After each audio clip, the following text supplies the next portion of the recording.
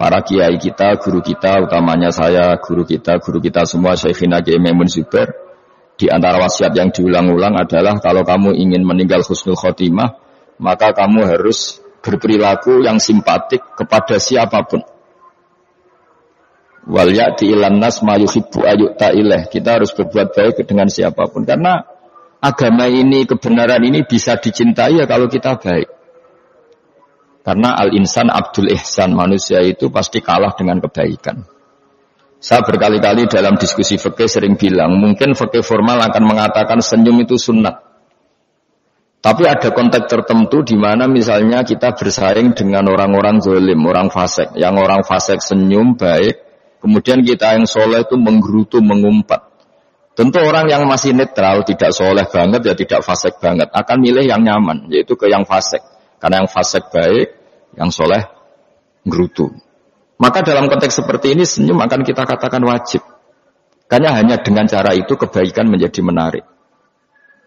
Begitu juga menyangkut sodako. Mungkin secara fikih formal yang wajib hanya zakat dan beberapa sodako yang wajib karena darurat. Tapi dalam konteks lapangan, saya ulang lagi, dalam konteks di lapangan, ada orang fasik, orang dolim yang bawaannya itu dermawan, coro Jawa nyanyoh sering memberi. Yang soleh bawaannya ini kikir misalnya. Maka orang akan simpati kepada yang fasik tapi dermawan. Sehingga akhirnya kita berpendapat dermawan itu ya wajib.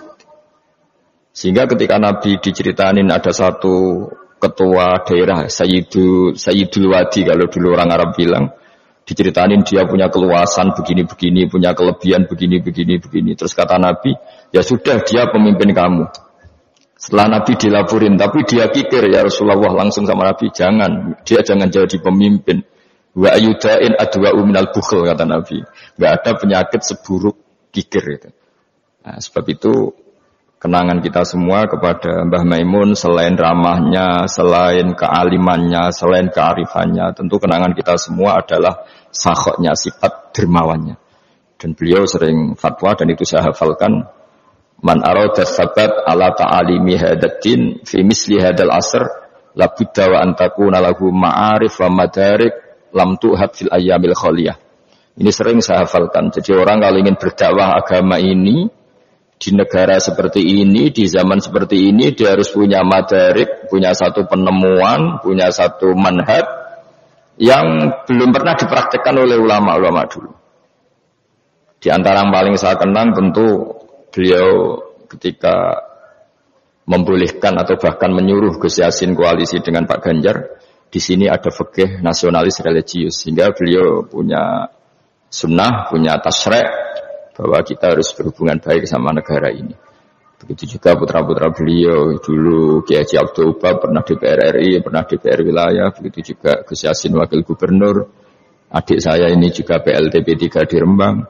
Semuanya itu adalah mengawal supaya bangsa ini hubungannya itu baik-baik saja. Sehingga saya pernah baca di kitab Ithaf, kitab yang sering disebut Mbah Maimun Syarah Ihya, kata beliau di kitab Ithaf itu ada seorang wali yang saking walinya sudah di alam malakut, meninggalkan alam fana ini, meninggalkan manusia-manusia di bumi ini.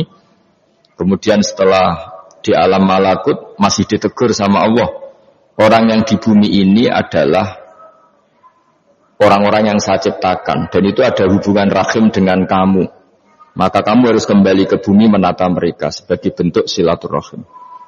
Sehingga ajaran Mbah Maimun dan semua orang-orang alim, apapun baik kita, apapun wali kita, apapun dekat kita kepada Allah, pada akhirnya nyatanya Rasulullah SAW yang sudah sampai Sidratil Muntaha, kemudian beliau disuruh turun lagi oleh Allah membenahi manusia-manusia yang ada di bumi, karena semuanya itu kita.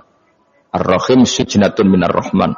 Sehingga kita mengurus manusia, mengurus bangsa Indonesia, mengurus partai P3, itu bukan bagian yang harus tercerabut dari kewalian keulamaan, tapi juga itu bagian dari mandat keulamaan Mbah Mun, kewalian Mbah Mun untuk menata bangsa ini.